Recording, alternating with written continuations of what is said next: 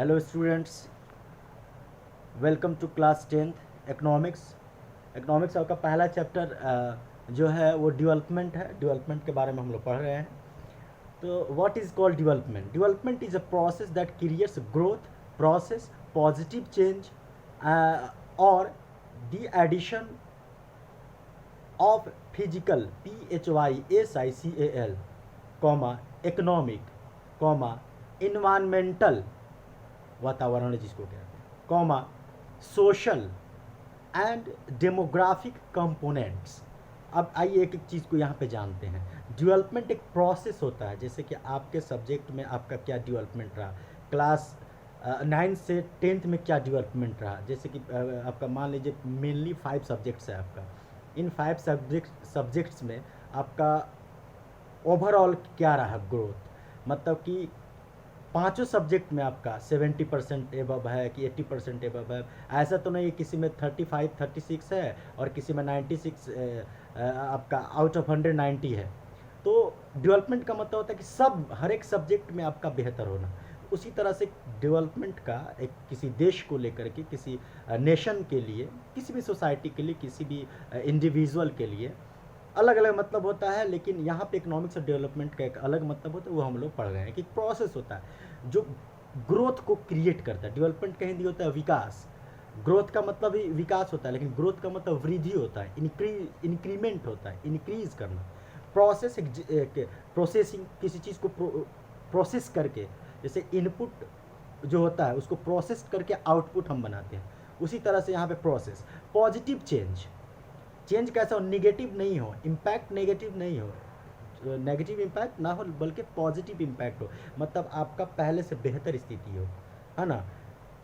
और addition of physical, physical मतलब जो जो भौतिक जिसको कहते हैं, है ना, भौतिक भौतिक। इकोनॉमिक मतलब आर्थिक रूप से, इन्वायरमेंटल वातावरण, सोशल एंड डेमोग्राफिक। तो फिजिकल मतलब क्या हुआ कि जो क्वांटिटी है उसमें ग्रोथ हो। देश का जो भी क्वांटिटी है, किसी भी सेक्टर में आप क्वांटिटी, प्राइमरी सेकेंडरी टर्शियरी, उसका जो क्वांटिटी है, जो आउटपुट है, उसका जो आउटकम है, जो यील्ड है, उसमें क्या होना चाहिए, मतलब इंक्रीमेंट होना चाहिए, इंक्रीज होना चाहिए। इकोनॉमिक, आप इकोनॉमिकली भी क्या हो, स्ट्रांग हो as compared to the rest of the country, या as compared to previous year at present year what is your condition, तब ना आप कंपैरिजन करेंगे। इन्वायरमेंटल, ऐसा ना हो कि आप प्रोडक्शन के चक्कर में, डेवलपमेंट के चक्कर में इतना ज़्यादा उसमें बिजी हो गए और इतना ज़्यादा उसमें मग्न हो गए कि आपने इन्वायरमेंटल का ख्याल नहीं रखा, इन्वायरमेंटल डिग्रेडेशन का आपने ख्याल नहीं रखा कि इन्वायरमेंटल जो है डिग्रेड करता चला गया।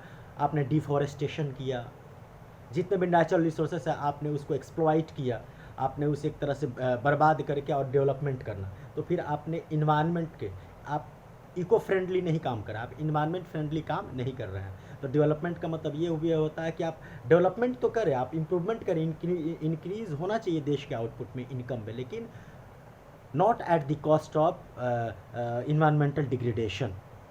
इन्वायरमेंटल आपका जो कंडीशन है वो बेहतर होना चाहिए, बेहतर नहीं तो कम से कम जो कांस्टेंट है वो वैसा होना चाहिए। सोशल, समाज में, सोसाइटी में अलग अलग डिफरेंट टाइप्स ऑफ सेक्शन में बटा हुआ होता है सोसाइटी। अब उस सोसाइटी में आपका जो है, आप जानते हैं कि अगर if we are looking on, yeah, if we divide society in 4 categories on the basis of caste system, then yeah, class system, then general, OBC, SC and ST. Okay, on the religion basis, Hinduism, Muslim, Christianity, Jainism, Buddhism, जोरास्ट्रियज, है ना, ऐसे करके और भी चीज़ें होती है, ये रिलीजन के आधार पे। तो सोसाइटी में जो है सोशल जो स्ट्रक्चर है, जो हायरार्की है, जनरल, ओबीसी, एससी, एसटी, तो इसमें ऐसा होना चाहिए कि सोसाइटी में जितने भी कास्ट, क्रीड के लोग हैं, जितने भी कलर के लोग हैं, इनइक्वालिटी ना हो, मतलब कि सबकी तरक्की हो, सब कोई अच्छा काम करे, सब कोई बेहतर काम करे।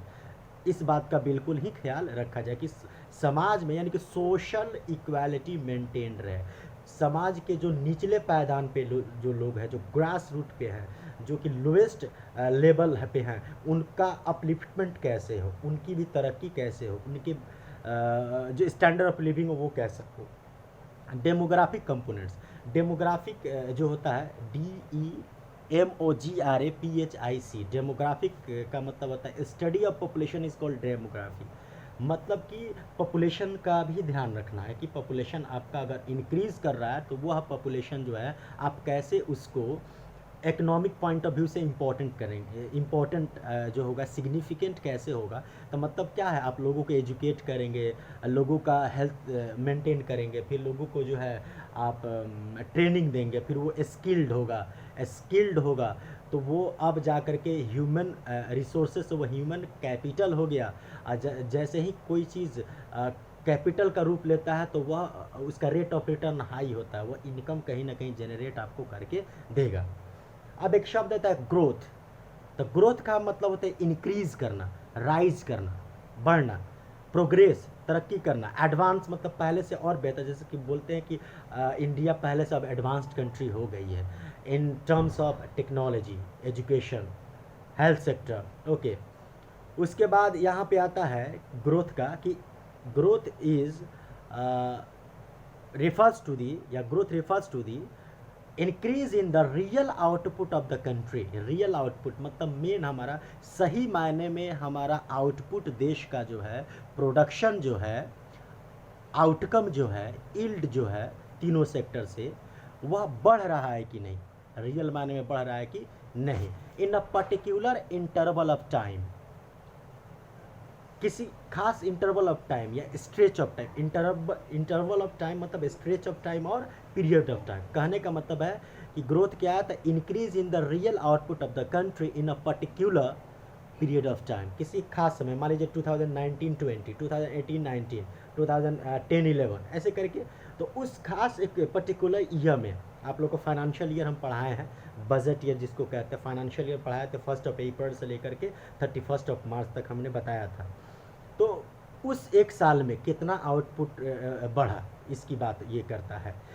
ग्रोथ में ये होता है कि पर कैपिटा इनकम क्या है। पर कैपिटा इनकम हम आप लोगों को बताए हैं कि if someone ask you what is called the per capita income, तो per capita, capita means person, capita CAPITA, capita means person, प्रति व्यक्ति आय। अगर किसी देश का अगर लेते हैं तो उसका हम कैसे फॉर्मूला करते हैं, तो per capita income equals to total income of the particular country divided by total population of that particular country. Okay, percent निकालना है तो मल्टीप्लाइड बाय 100 कर देंगे। तो यहाँ पे आपका जो है हम किसकी बात कर रहे हैं, पर कैपिटा ग्रोथ। तो अब देखिए किसी देश का इकोनॉमिक ग्रोथ जो है हो सकता है तेज़ी से, डेवलपमेंट में थोड़ा सा दिक्कत होता है क्योंकि डेवलपमेंट पे और भी चीज़ है। डेवलपमेंट में आता है आपका जो है स्टैंडर्ड ऑफ लिविंग, यानी कि डेवलपमेंट पे आपका इनकम आता है, हेल्थ आता है, एजुकेशन आता है, सैनिटेशन आता है, उसके बाद आपका वो कम्युनिकेशन आता है, ट्रांसपोर्टेशन आता है, बैंकिंग आता है, फाइनेंशियल सेक्टर, जिसको बहुत सारा चीज़ जो है मिल करके तब डेवलपमेंट होता है। इसलिए डेवलपमेंट में पॉवर्टी होता है कि पॉवर्टी कम हो रहा है कि नहीं, गरीबी कम हो रहा है कि नहीं, बहुत सारा चीज़ आता है डेवलपमेंट में। लेकिन ग्रोथ में सिर्फ इनकम की हम बात करते हैं, पर्टिकुलर जो होता है इनकम की बात करते हैं कि इनकम बढ़ रहा है तो वह देश का ग्रोथ हो रहा है।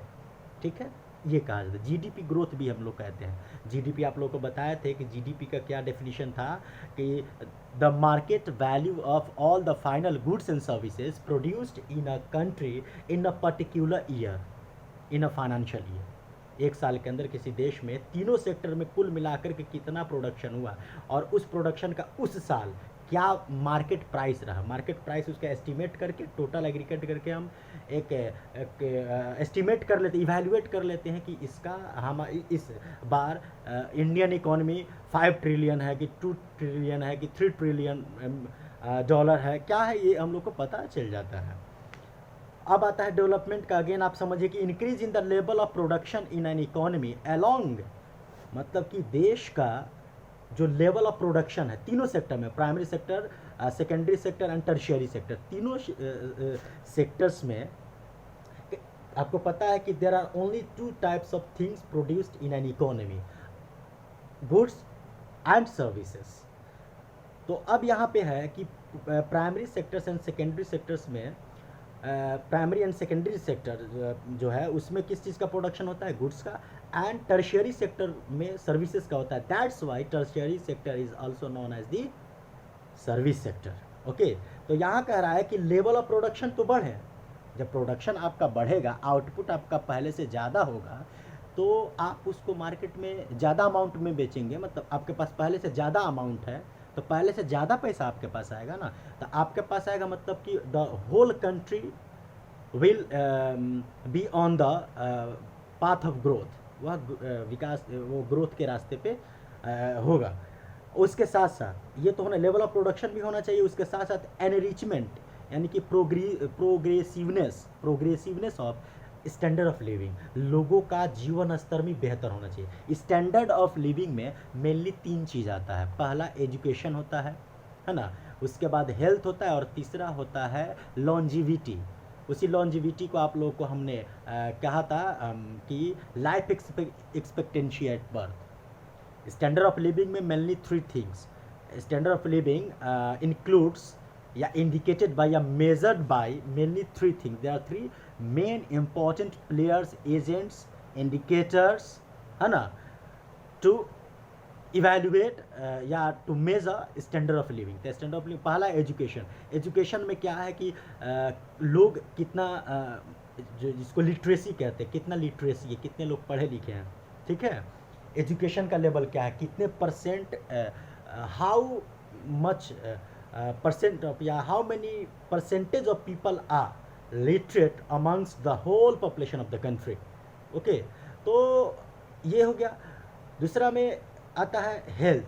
दूसरा इंडिकेटर क्या है, हेल्थ, कि हमारे यहाँ लोग कितने स्वस्थ हैं, हमारे यहाँ हेल्थ फैसिलिटीज़ क्या है। आप लोगों को हम बताए थे primary health centres, community health centres, उसके बाद डिस्ट्रिक्ट लेवल पे जो होता है वो सदर अस्पताल होता है, फिर स्टेट लेवल पे एक स्टेट का अपना गवर्नमेंट हॉस्पिटल होता है, उसी तरह से देश लेवल पे, जैसे हमारे पटना में बिहार लेवल पे एक है पीएमसी। ओके, यहाँ पे सारे डिस्ट्रिक्ट से मरीज जो है रेफ़र होकर यहाँ आते हैं।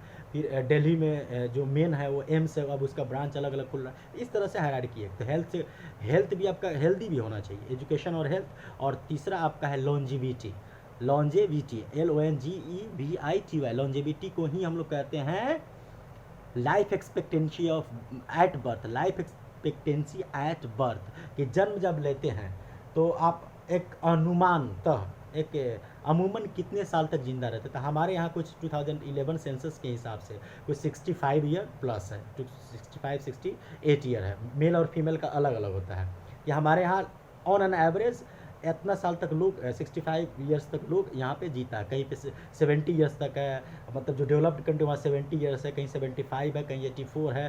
कहीं पे जो गरीब देश है और हमसे ज़्यादा उसका हेल्थ सेक्टर जो है वीक है और डिग्रेडेड फॉर्म में है, वहाँ पे और इसका स्थिति जो है, यानी कि वहाँ का लॉन्जिविटी, वहाँ का स्टैंडर्ड ऑफ लिविंग और कम है, ठीक है। उसके साथ साथ तो लेवल ऑफ प्रोडक्शन भी बढ़ना चाहिए। स्टैंडर्ड ऑफ लिविंग में 3 बातें आ गई, एजुकेशन, हेल्थ एंड लॉन्जिविटी। उसके बाद आगे आता है एंड एडवांसमेंट ऑफ टेक्नोलॉजी। हमारे पास जो भी टेक्नोलॉजी है वो ऑब्सलीट ना हो। ऑब्सलीट मतलब आउटडेटेड ना हो, ऑब्सलीट ना हो, आउटडेटेड ना हो, आउट ऑफ फैशन ना हो। जैसे एग्जाम्पल में मान लीजिए कंप्यूटर है तो विंडो 7 है ना, विंडो 8, विंडो 9, 10, 12, ये सब आपका जो है, ठीक है।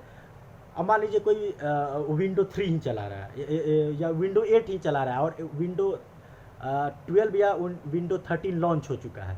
4-5 विंडो का आपका जो है एक फ़र्क है। तो मतलब क्या हुआ कि आपको अप टू डेट रहना पड़ेगा टेक्नोलॉजी से। तो किसी देश के लिए डेवलपमेंट तब होगा जहाँ पे और भी चीज़ों को देखते हुए टेक्नोलॉजिकली भी यह क्या होना चाहिए, अपडेटेड होना चाहिए, अपग्रेडेड टेक्नोलॉजी होना चाहिए। पहले से day by day research and development होना चाहिए ताकि हमारे यहाँ मशीनरी, इक्विपमेंट, टूल्स पहले से क्या हो, हमारे यहाँ बेहतर हो। अलग अलग तरह का, पहले के ट्रैक्टर बड़ा आता था, ट्रैक्टर एक मिनी ट्रैक्टर भी आता है, मिनी ट्रैक्टर एक छोटा सा ट्रैक्टर भी आता है। तो ये इस तरह की चीज़ें हैं। थ्रेशर आपका अलग अलग तरह का आता है, हार्वेस्टर मशीन आता है। पहले आता था कि आदमी हंसुआ से वो सिर्फ हार्वेस्टिंग जो होता था कटाई करता था, लेकिन अब क्या एक मशीन ऐसा आ गया है कि फसल को काट करके उसको प्रोसेस करके उसका जो थ्रेशिंग करके उसको विनोइंग करके उसको छांट करके डायरेक्ट आपको अनाज के रूप में आपको दे देता है। तो ये सब सारी चीज़ें जो है आजकल मतलब ये सब सारी चीज़ों में इम्प्रूवमेंट होना, टेक्नोलॉजी में इम्प्रूवमेंट होना भी डेवलपमेंट की कैटेगरी में आता है। अब हम आपके जो बुक है उस वहाँ से शुरू करते हैं पहला पेज से। वहाँ पे लिखा है द आइडिया ऑफ डेवलपमेंट और a progress has always been with us. जो प्रोग्रेस है, जो तरक्की की जो एक विचार है, एक भावना जो है, जो हमारे ज़हन में, हमारे दिमाग में हमेशा से हमारे साथ आता रहता है कि भाई हम ऐसा क्या करें कि हमारा देश या हम या हमारा सोसाइटी जो है पहले से ज़्यादा तरक्की करे। अब इस चीज़ के लिए हम लोग हमारे हमेशा दिमाग में आता रहता है, चाहे किसी इंडिविजुअल के दिमाग में, सोसाइटी के दिमाग में, कम्युनिटी के दिमाग में, देश के लेवल पे भी लोग जो है हमारे जो इकोनॉमिक थिंकर्स हैं, जो पॉलिसी मेकर हैं, वो रात दिन इसके बारे में सोचते रहते हैं कि हम ऐसा क्या करें, व्हाट शुड वी डू, है ना, टू ताकि हमारा देश जो है so that our country can become a developed country, can come into category of development country, या can be a super power country. ये सब हमारे दिमाग में चलता रहता है डेवलपमेंट को लेकर के। उसके बाद यहाँ पे आपका आता है कि वी हैव एस्पिरेशंस।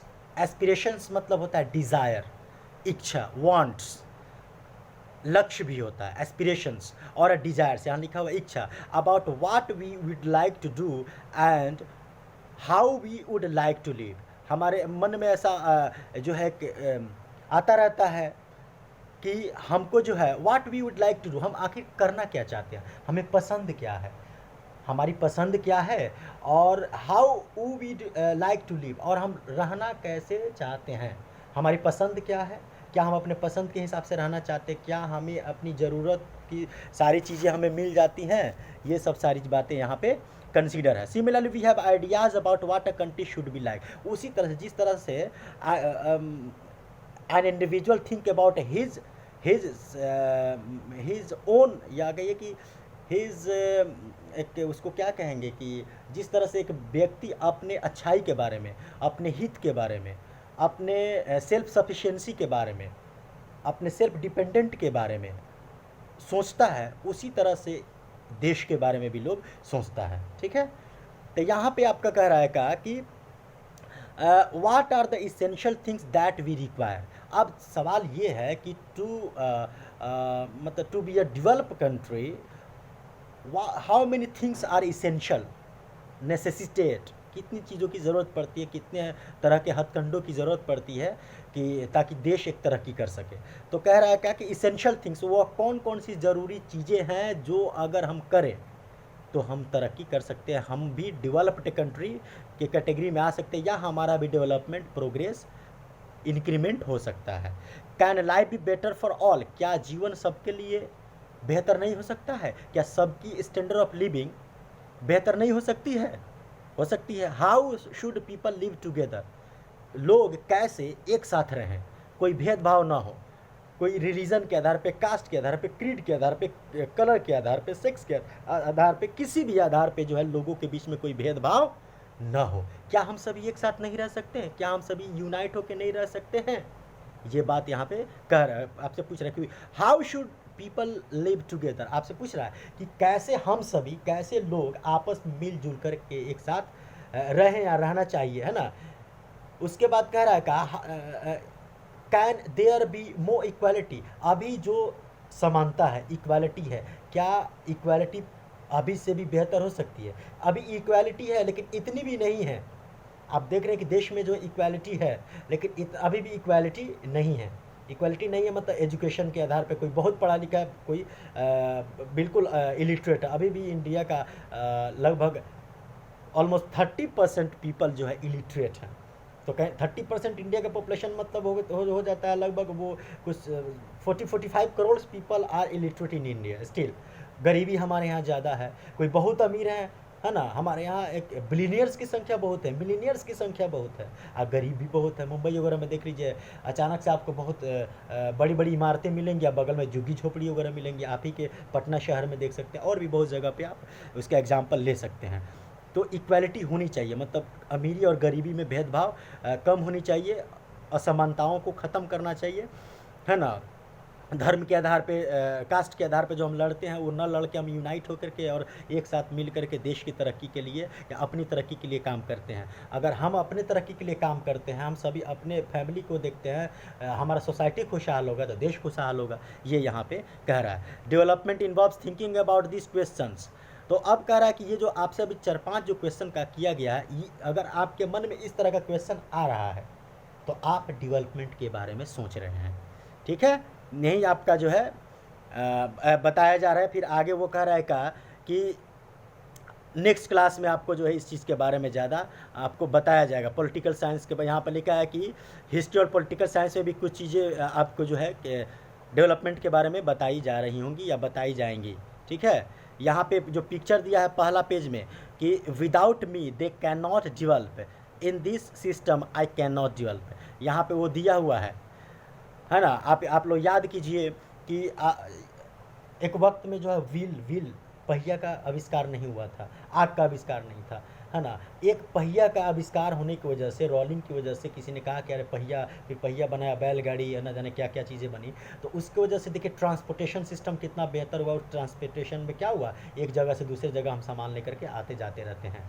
तो उस तरह की चीज़ें हैं। आप बहुत पढ़े लिखे हैं, बहुत टैलेंटेड, बहुत तरह की चीज़ें हैं, लेकिन आप स्वस्थ नहीं है तो वो भी एक अड़चन आता है, वो भी एक हिंड्रेंस करता है, जिससे कि आपका वो प्रोडक्टिविटी है वो ढंग का नहीं हो पाता है। उसी तरह से और भी बहुत सारी चीज़ें हैं कि आपको जो है इनके बिना आप डेवलप नहीं हो सकते हैं, है ना। अब आते हैं हम लोग वहाँ पे पहला जो टॉप आपका लिखा हुआ है कि व्हाट डेवलपमेंट प्रॉमिसेस।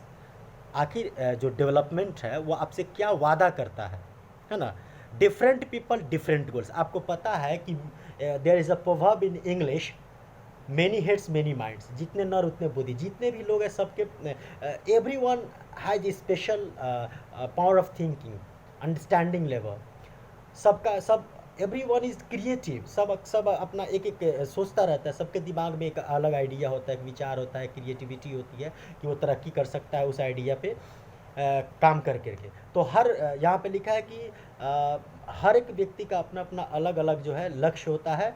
और वही ना, डिफरेंट पीपल डिफरेंट गोल्स, मतलब अलग अलग लोगों का अलग अलग लक्ष्य होता है, एम्बिशन होता है ना। तो यहाँ पे जैसे कह रहा है का, जैसे वहाँ पे नीचे एक लिखा हुआ है, एक बॉक्स में बना के, एक रिक्शा पुलर है, उसके बगल में एक आदमी है। You want a car, the way a country is set up, all you can hope for is maybe to one day on the rickshaw you pull. या कहा कि रिक्शा चालक से वो कह रहा है कि आप रिक्शा चालक उससे कह रहा है कि क्या आप क्या चाहते हैं, आपको कार चाहिए ना। तो कह रहा है कि the way a country is set up, जिस तरह से हमारे देश का जो एक सेटअप है, सेटअप मतलब एक जो सिस्टम है जिसमें वो काम कर रहा है ना। All you can hope for is, हम सभी क्या उम्मीद कर सकते हैं कि मे बी ऐसा हो सकता है कि टू वन डे, एक दिन, on the rickshaw you pull. कह रहा है का एक मतलब यहाँ कुल मिलाकर ये है कि जिस तरह का हमारा सेटअप है, जिस तरह की, जैसे कि अब बैंक आपको इजीली जो है फाइनेंस कर देता है। तो आप जो रिक्शा पुलर हैं तो कल हो करके आप, जैसे ई रिक्शा है तो बहुत, तो ई रिक्शा जो है वो फाइनेंस कराया है बैंक से, है ना। कार लोग भी अपना फाइनेंस कराता है। तो पहले से क्या है कि जो लोग पहले लोअर मिडिल क्लास में था, फिर मिडिल क्लास, फिर अपर मिडिल क्लास, फिर इस तरह से ये हायरार्की आप लोग हम बताए हुए थे कि क्या द वेरी पुअर है ना, the very poor, the poor है ना। उसके बाद आता है rich, very rich, the very rich, इस तरह के rich, very rich, millionaires, billionaires, इस तरह के हायरार्की आप लोग हम बताए हुए थे। तो कहने का मतलब ये आदमी क्या है, जैसे हम हैं तो हम अपना एक एग्जांपल लेते हैं कि हमारे घर में क्या था कि पहले से फैमिली कंडीशन अब बेहतर होगी क्योंकि हम पढ़ लिख रहे हैं, हम अपना जगह पे पहुंचेंगे, फिर हमारा अगला जनरेशन का एक अलग उसका एक लेवल बनेगा। तो ये क्या हो रहा है कि upliftment of an individual and and because of that individual's upliftment, his family also his family conditions also improves from the previous condition. पहले से उसका हालात जो है बेहतर हो जाता है। Just because of one individual. आप अगर ढंग के जगह पे पहुंच जाते हैं तो आपका परिवार, आपका आने वाला जनरेशन उस गरीबी के दलदल से, आप लोग याद कीजिए कि 9th में आप लोग को पढ़ाए थे वर्चुअस सर्कल ऑफ पॉवर्टी या साइकिल ऑफ पॉवर्टी, एक था विशियस साइकिल ऑफ पॉवर्टी। याद आप कीजिए कि एक जो है उसी गरीबी में था और एक जो है उसी गरीबी में से थोड़ा सा कंप्यूटर पढ़ लिया, उसके बाद उसका जनरेशन जो है चेंज होता चला गया। आगे हम लोग देखते हैं। Let us try to imagine what development और progress is likely to mean to different person listed in table. यहाँ पे एक टेबल दिया हुआ है, आप लोग इस टेबल को बनाइएगा। हम टेबल को देख रहे थे। टेबल 1.1 में लिखा है कि अलग अलग लोगों का अलग अलग उसका गोल होता है। ठीक है, जैसे मान लीजिए मेरे पास आई एम अनएम्प्लॉयड, हम बेरोजगार हैं, पढ़े लिखे हैं, तो हम ये चाहते हैं कि नहीं हम प्रोफेसर बन जाए, हम IAS बन जाए, जो अपना है। आप कह सकते हैं आप डॉक्टर बनना चाहते हैं, इंजीनियर बनना चाहते हैं, सबका अपना अपना गोल है। लेकिन जो डॉक्टर है वो चाहेगा कि मेरे पास अपना नर्सिंग होम हो। अगर कोई गवर्नमेंट में है, कोई CM है तो चाहेगा हम PM बने, है ना। तो इस तरह की चीज़ें हैं। कोई अगर PM ऑलरेडी तो चाहेगा कि हम सबसे पावरफुल बने, सबसे पॉपुलर PM बने। कोई जैसे अंबानी है, वो क्या चाहता है कि हम जो हिंदुस्तान के सबसे जो अमीर व्यक्ति हैं तो हम हमेशा इस अमीरी को मेंटेन करें, बल्कि वो रात दिन ये ट्राई करता है कि हम दुनिया के कैसे जो है नंबर 1 अमीर बन सके, हम कैसे बिल गेट्स से भी बड़ा बन सके। सबका अपना अपना गोल होता है। एक गरीब, एक गांव का जो विद्यार्थी होता है, जो स्टूडेंट होता है, जो गवर्नमेंट स्कूल में पढ़ता है, वो चाहता है कि हम प्राइवेट स्कूल में पढ़ें। जो प्राइवेट स्कूल में पढ़ता है वो चाहता है कि हम बेहतर जो है प्राइवेट स्कूल में पढ़ें, है ना। तो सब किसी का अपना अपना एक पर्टिकुलर गोल होता है। तो मीन्स कि एम्बिशन और goal vary according to the people. जैसे जैसे अलग अलग लोग होते हैं, अलग अलग उनका सोच होता है, अलग अलग डिफरेंट पीपल है डिफरेंट पीपल, है ना। Different people have different goals, ambitions, needs, desires, requirement. उसी के हिसाब से अपना वो काम करते हैं। यहाँ पे एक जो दिया है कैटेगरी ऑफ पर्सन एक तरफ दिया है, और बगल में टेबल 1.1 में कैटेगरी ऑफ पर्सन दिया है। उसमें लिख रहा है कि लैंडलेस रूरल लेबरर्स। तो उसके बारे में कह रहा है कि एक जो गांव में वह व्यक्ति है जो बेचारा जिसके पास अपना ज़मीन नहीं है, जो लैंडलेस है, जिसके पास अपना ज़मीन नहीं है, तो क्या करता होगा? जो ज़मींदार हैं, जो लैंडलॉर्ड्स हैं, उनके यहाँ खेतों में काम करता होगा, मजदूरी करता होगा, अपना पेट भरता होगा। और जब ऑफ सीज़न आता होगा, ऑफ सीज़न में जो साल के कुछ ऐसे महीने होते हैं, आप लोग हम बताए हुए थे सीजनल अनएम्प्लॉयमेंट, तो वही लोग माइग्रेट करके पंजाब, हरियाणा, डिफरेंट जो है स्टेट्स में माइग्रेट करके जाते हैं, जो मजदूरी का काम करते हैं, जो ऑड जॉब्स करते हैं। ठीक है, तो ये जो गांव में जो रहने वाले लेबर हैं, जिनके पास अपनी ज़मीन नहीं है, तो उनका अपना लक्ष्य क्या होगा, वो क्या चाहेंगे, वो क्या चाहते हैं? तो उनसे पूछिएगा तो यही चाहेंगे। क्या वहाँ पे लिखा हुआ है? More days of work and better wages. क्या चाहेंगे कि सालों भर हमको काम मिले। अगर मान लीजिए साल में उसको अगर 365 डेज़ अगर है, उसमें अगर 200 डेज़ अगर काम मिलता है, तो चाहेगा कि हमको 250 डेज़ काम मिले, 300 डेज़ काम मिले, बल्कि हमको सालों भर काम मिले, गांव में ही मिले।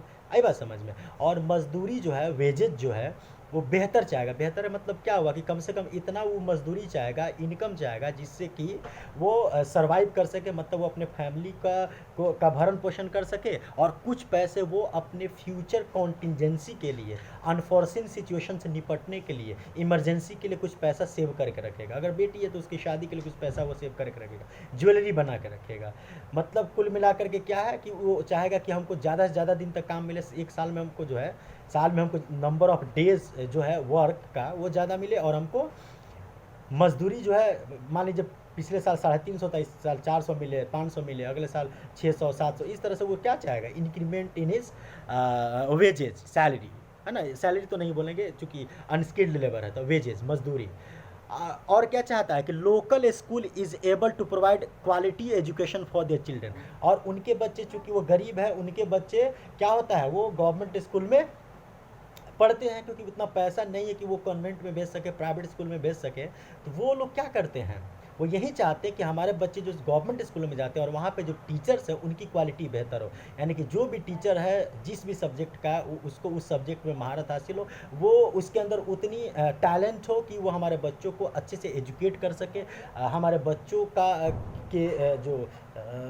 इम्प्रूवमेंट हो सके, हमारा जो बच्चा का जो पावर ऑफ थिंकिंग है, जो अंडरस्टैंडिंग लेवल वो क्या हो, पहले से बेहतर हो सके, वह भी होशियार हो सके। यही चाहेगा वो कि जिस स्कूल में मेरा बच्चा जा रहा है वहाँ की क्वालिटी अच्छी हो, पढ़ाई की क्वालिटी क्या अच्छी हो, मतलब क्या हो, जैसे कि लोग कह रहा है कि गवर्नमेंट स्कूल का जो अब एजुकेशन, जैसे दिल्ली का गवर्नमेंट स्कूल ले लीजिए आप, कह रहा है, वहाँ कहा जा रहा है कि प्राइवेट स्कूल से भी बेहतर वहाँ का फैसिलिटी हो गया, बिल्कुल मॉडर्न तरीके से पढ़ाई हो रही है। तो अगर उस तरह का फैसिलिटी चाहता है कौन, जो लैंडलेस लेबर है, कि ताकि उनके बच्चे अच्छे कर सके फ्यूचर में। और वो क्या चाहता है, there is no social discrimination. और गांव में क्या होता है, तुम अनपढ़ हो, तुम मजदूर क्लास के हो, तुम्हारा कोई डिसीजन मेकिंग उसका किसी डिसीजन में कि मैंने मान लीजिए गांव में पंचायत होती है तो उसका कोई वैल्यू नहीं करता। वो क्या चाहता है कि उसके साथ कोई भेदभाव ना हो, सब वो भी सबके साथ बराबरी में बैठेगा, सब कोई सबके साथ जो है वो समानता के साथ रहे, इक्वालिटी को सोसाइटी में इक्वालिटी चाहता है। वो भी चाहता है कि हम भी मुखिया में लड़े, हम भी सरपंच बने, हम भी जो है समाज के लोग हमें भी इज्जत दे, हमें भी इज्जत करे, हमारा भी एक वैल्यू हो, हमारा भी अपना एक डिग्निटी हो, ये वो चाहता है। ठीक है, and they too can become lenders in the village.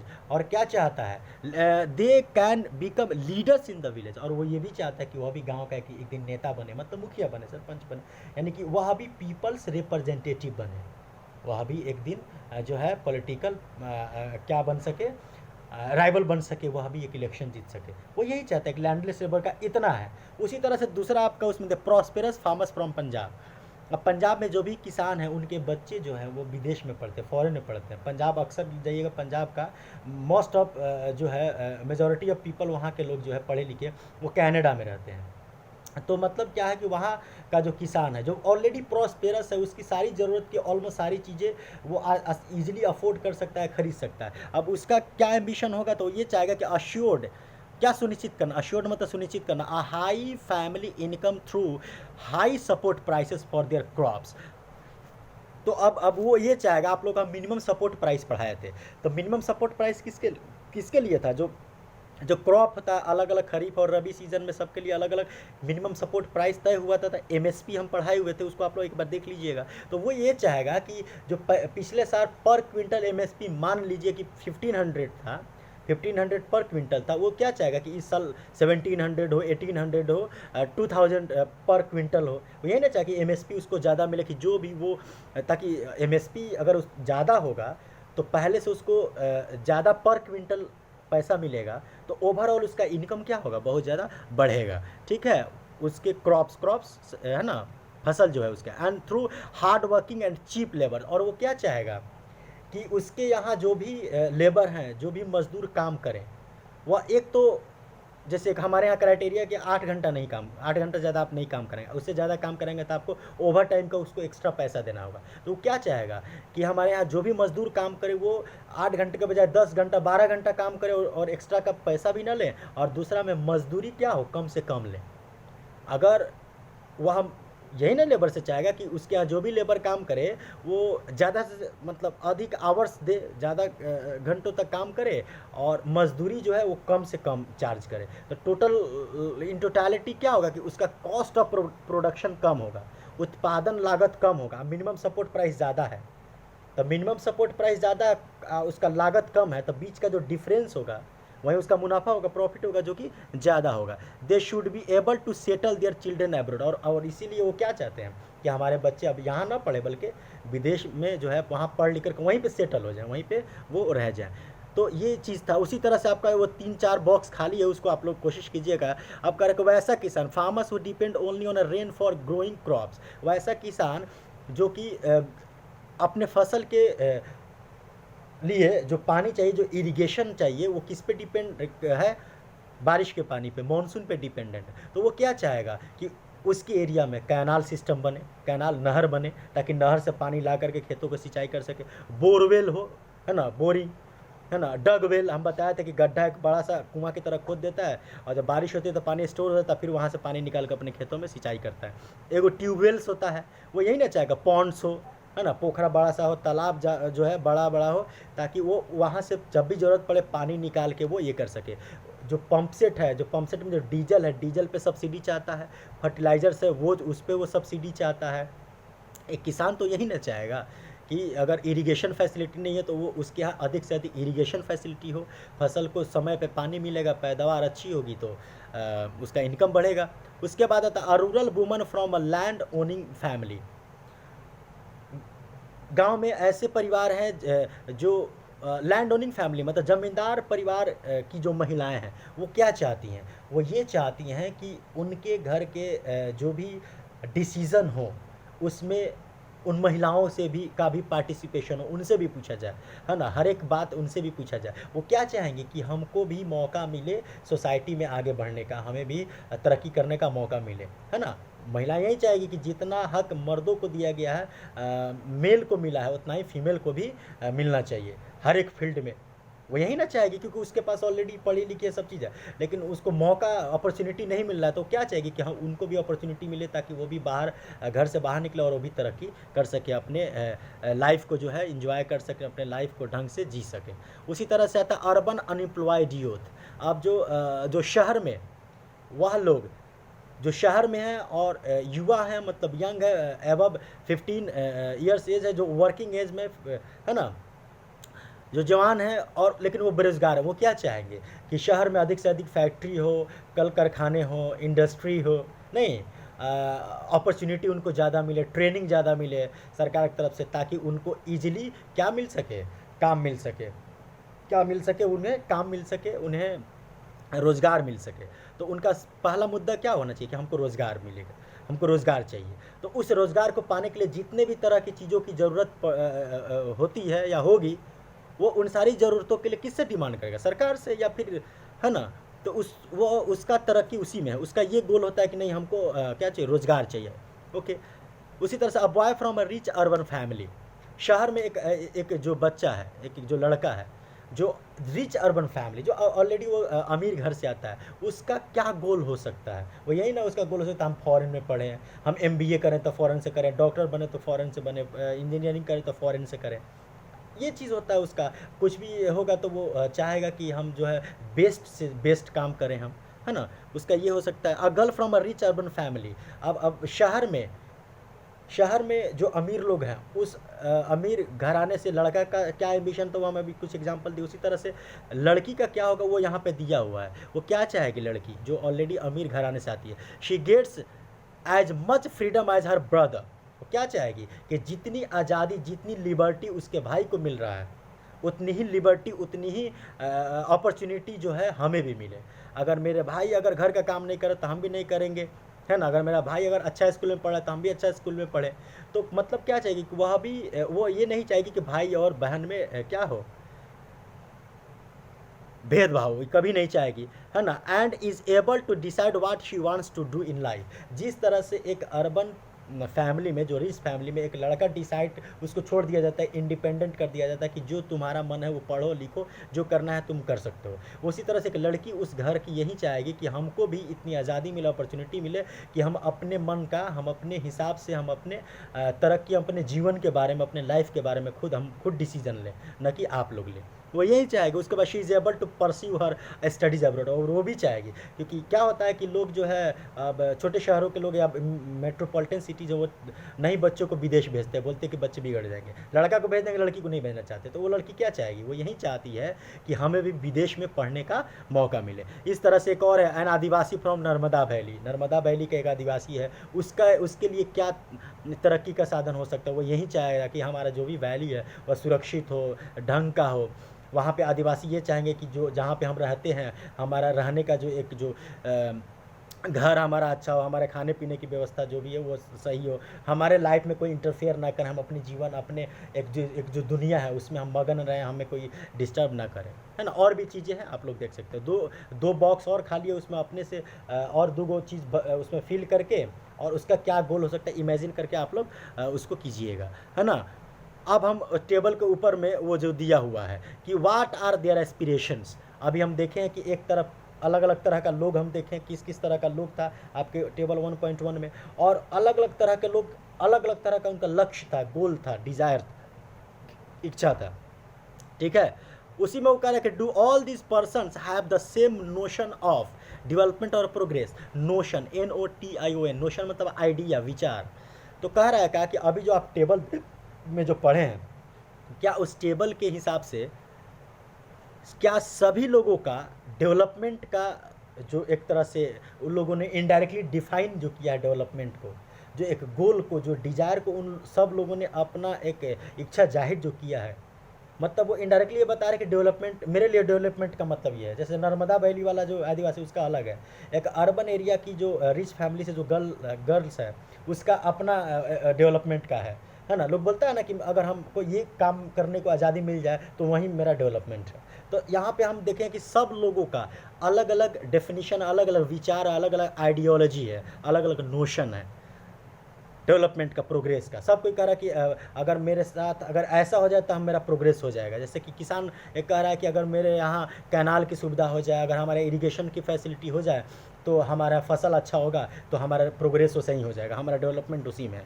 तो उसी तरह सबका अपना अपना था, जो आप लोग टेबल में देखें। Most likely not each one of them six different things. Seek मतलब चाहना, SEE सिक्स मतलब चाहता है, डिफरेंट थिंग। हर एक व्यक्ति अलग अलग चीज़ चाहता है, हर एक व्यक्ति का गोल अलग होता है, एम्बिशन अलग होता है। They seek things that are most important for them. कोई भी व्यक्ति होता है तो अपनी ज़रूरतों को सबसे पहले वो कैटेगराइज करता है, एक हायरार्की बनाता है, एक ऑर्डरिंग करता है उसका, ठीक है, एक ऑर्डिनल फॉर्म में देता है कि पहले क्या पहले क्या पहले क्या। और वह व्यक्ति क्या चाहता है उसको देखता है और उसमें कहता है इसमें सबसे इसेंशियल क्या है अभी हमारे लिए, इसमें सबसे ज़रूरी काम मेरे लिए क्या है, इसमें सबसे जो है इंपॉर्टेंट मेरे लिए क्या है, वहीं पहले काम करता है, फिर दूसरा, फिर तीसरा, फिर चौथा। जैसे कि आप मार्केट जाते हैं और आप एक लिस्ट बना के जाते हैं तो देखते हैं कि आप पैसे के हिसाब से नहीं, सबसे पहले चावल ले लो, पहले आटा ले लो, फिर बचेगा तो सब्जी ले लो, फिर इस तरह से आप करते हैं। तो मतलब क्या हुआ कि आप अपनी ज़रूरतों को एक तरह से उसको कहते हैं ऑर्डरिंग करते हैं, एक तरह से उसका जो है आप हायरार्की बनाते हैं, है ना। उसका एक ये करके रैंक करते हैं, रैंकिंग में करते हैं, पहला दूसरा तीसरा, पहले क्या तीसरा, उस हिसाब से आप जो है अपना एम्बिशन और गोल को फुलफिल करते हैं। वहाँ पे कह रहा है का that which can fulfil there aspirations और डिज़ायर्स, ठीक है। In fact, at times two persons or a groups of persons may seek things which are conflicting. At a time एक ही घर का दो लोग या दो लोगों का जो डिजायर है, जो इच्छा है, वो अलग हो सकता है। आप खुद अपने घर में ही देख लीजिए, भाई बहन हो या दो भाई हो, दोनों का अपना अपना विचार जो कन्फ्लिक्ट करेगा, मतलब एक दूसरे से विचार मिलेगा नहीं। कोई कुछ बनना चाहता है, कोई कुछ बनना चाहता है, किसी का कुछ लक्ष्य, किसी का कुछ लक्ष्य। A girl expects as much freedom and opportunity as her brother. एक लड़की क्या चाहती है कि उसके परिवार में जितनी आज़ादी उसके भाई को मिल रही है, जितना मौका उसके भाई को मिल रहा है, उतनी ही आज़ादी, उतना ही मौका उसे भी मिले हर एक काम करने में। उसी तरह से यहाँ पे कह रहा है क्या कि and that he also shares in the house hold work. हाँ, ये भी कह रही है कि जिस तरह से हम मतलब एक लड़की ये चाहती है कि जिस तरह से हम लड़की होने के नाते घर के काम में, किचन में और घर के कामों में हाथ बटाते, उसी तरह से मेरा भाई भी उन कामों में हाथ बटाए, तब जा करके वो क्या मानेगी, उसका यही ना डिज़ायर होगा, लक्ष्य होगा। उसी तरह similarly to get more electricity industrialist may want more dams. Dam, बांध अगर बड़ा होगा तो आपको पता है कि जब बांध बड़े, जब वाटर होता है, जैसे कि आप लोग पढ़े होंगे कि अलग अलग तरह का बड़ा बड़ा जियोग्राफी वगैरह में भाखड़ा, नांगल, बांध, ऐसे करके आप लोग डैम पढ़े होंगे। बांध बनता है। और हाइडल पावर, आपको पता है कि इलेक्ट्रिसिटी जो है कोल से जो होता है उसको थर्मल पावर कहते हैं, उसको पानी से जो होता है उसको हाइडल पावर कहते हैं। उसी तरह से न्यूक्लियर एनर्जी होता है, सोलर एनर्जी होता है, तरह तरह का जो है इलेक्ट्रिसिटी जनरेट करने का तरीका है। तो एक इंडस्ट्रियलिस्ट क्या चाहेगा, एक उद्योगपति क्या चाहेगा, उसके पास इंडस्ट्री या फैक्ट्री या मैन्युफैक्चरिंग हब है, कारखाना है, तो क्या चाहेगा कि उसके इंडस्ट्री को, उसके कारखाने को, उसके कंपनी को 24/7 24 घंटा बिजली मिले। तो वो क्या चाहेगा, उस बिजली को लाने के लिए वो डैम ज़्यादा बनाए कि बांध, जितना बांध बनेगा। अब बांध बनाने के लिए जंगलों की सफाई की जाती है ना, बड़े बड़े जंगल साफ होगा, फिर आदिवासी को प्रॉब्लम होगा, जो उस जंगल में रहने वाले जितने भी वाइल्ड लाइफ एनिमल्स हैं या वाइल्ड लाइफ जो भी लोग हैं, उन सबको दिक्कत होगी, है ना। तो एक इंडस्ट्रियलिस्ट के लिए डैम का होना अच्छा इंडिकेटर है, वहीं उसके लिए पॉजिटिव है, वहीं आदिवासी के लिए नेगेटिव है। वो नहीं चाहेगा कभी कि बांध बने। आई बात समझ में। उसी तरह से यहाँ पे कह रहा है का but this submerge the land and the disturb the lifes of people. Submerge the land, जब बांध बनता है तो उस बांध में कितना हजारों एकड़ ज़मीन उस बांध के अंदर आ जाता है। अब वो हजारों एकड़ ज़मीन पे कभी खेती बाड़ी नहीं होगी क्योंकि वो बांध का रूप ले लिया। उसी तरह से डिस्टर्ब द लाइफ, और वहाँ के लोगों का जीवन अस्त व्यस्त करता है। डिस्प्लेस्ड मतलब क्या हुआ, वहाँ के लोग वहाँ से मजबूर हो जाते हैं वहाँ से छोड़ के कहीं जाने के लिए। सच एज जैसे ट्राइबल जो जंगल में जो लोग रहते हैं, अब जंगल की सफाई होगी तो कहाँ रहेंगे, क्योंकि उनका जीवन वही है, वो शहर में नहीं रह पाएंगे। उनका एक अलग जीवन यापन, उनका स्टैंडर्ड ऑफ लिविंग अलग है, उनका थिंकिंग अलग है, उनका एक जो लाइवलीहुड है वो अलग है, वो सब जगह सर्वाइव नहीं कर पाएंगे। तो वो डिस्प्लेस हो जाते हैं, एक जगह से दूसरी जगह जाने को मजबूर हो जाते हैं। तो इसलिए बांध बनना उनके लिए सही नहीं है। उनका गोल होगा कि बांध कभी नहीं बने। They might resent this and may prefer small check dams. वो क्या चाहेंगे, छोटा छोटा डैम बने, बांध बने, लेकिन कैसा हो, छोटा सा बने, जिससे कि हमारे आदिवासी क्या चाहेंगे कि छोटा सा बांध बने, है ना। चेक कंट्रोल, चेक डैम्स मतलब छोटा सा बांध बने। Tanks to irrigate their land. वो क्या चाहिए, खेतों को सिंचाई के लिए पानी तो चाहिए, लेकिन इतना भी आप मत कीजिए कि हम हमारे जीवन को अस्त व्यस्त कर दीजिए, हमारे जीवन को आप पूरी तरह से तहस नहस कर दीजिए। बगल में कि so two things are quite clear. अब जाके दो बातें तो बिल्कुल साफ हो गई है। पहला कि different persons can have different development goals. पहला क्या है कि अलग अलग लोग होते हैं और अलग अलग लोगों का डेवलपमेंट का मतलब अलग अलग होता है।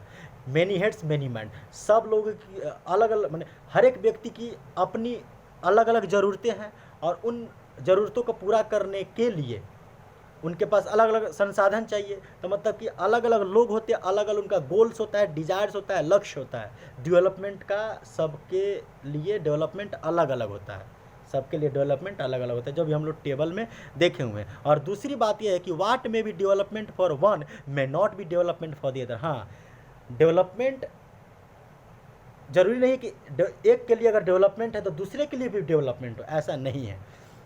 अगर नहर बनाया जा रहा है, अगर डैम बनाया जा रहा है, तो उससे बिजली पैदा होगी, ठीक है, बिजली पैदा होगी तो भाई बिजली किसानों को कितना चाहिए, थोड़ा सा चाहिए, लेकिन ज़्यादा बिजली कहाँ जाता है, फैक्ट्री में जाता है, इंडस्ट्री में जाता है। लेकिन इंडस्ट्रीज के लिए डेवलपमेंट है, देश के लिए डेवलपमेंट तो वहाँ से हो रहा है, लेकिन जो वहाँ पे जो जनजीवन है, जो लोग वहाँ रहते हैं, उनका लाइफ तो बर्बाद हो गया, स्पॉइल हो गया ना, वो डिस्प्लेस्ड हो गया ना, वो तो बेघर हो गया ना। इसीलिए ज़रूरी नहीं है कि आपके लिए जो डेवलपमेंट का मतलब है वो मेरे लिए हो, जो अमेरिका के लिए डेवलपमेंट का मतलब है, ऐसा नहीं कि वही चीज़ मेरे इंडिया के लिए भी डेवलपमेंट का मतलब है। हाँ, इंडिया की ज़रूरतें अलग हैं, हमारा एक अलग स्ट्रक्चरिंग है, अमेरिका का अलग स्ट्रक्चरिंग है। तो हम क्या करें कि हम किसी से कंपेयर ना करके, हम जिसमें हैं हम अपने आप को देखें और हम अपनी तरक्की उसी के हिसाब से करें, हम अपने बारे में खुद सोचें, किसी से कंपैरिजन ना करें। इसीलिए कि एक के लिए डेवलपमेंट जरूरी नहीं कि दूसरे के लिए वो डेवलपमेंट हो, उसके लिए हो सकता है उसका रिवर्स इम्पैक्ट हो, उसका गलत इम्पैक्ट उस पर हो जाए, आपके लिए अच्छा इम्पैक्ट उसके लिए गलत इम्पैक्ट हो सकता है। इट में इवन भी डिस्ट्रक्टिव फॉर द अदर, यहाँ तक हो सकता है कि दूसरे के लिए तबाही का सबब हो सकता है। आपके लिए अच्छाई का है, आपके लिए तरक्की का हो सकता है, तो दूसरे के लिए वो तबाही का कारण बन सकता है। ठीक है, तो यहीं तक हम रहने देते हैं। नेक्स्ट वीडियो में हम लोग इनकम एंड अदर गोल्स के बारे में पढ़ेंगे। आई होप कि आप लोग इसे देखेंगे, अच्छे से पढ़ेंगे। ठीक है, all the best, thank you so much.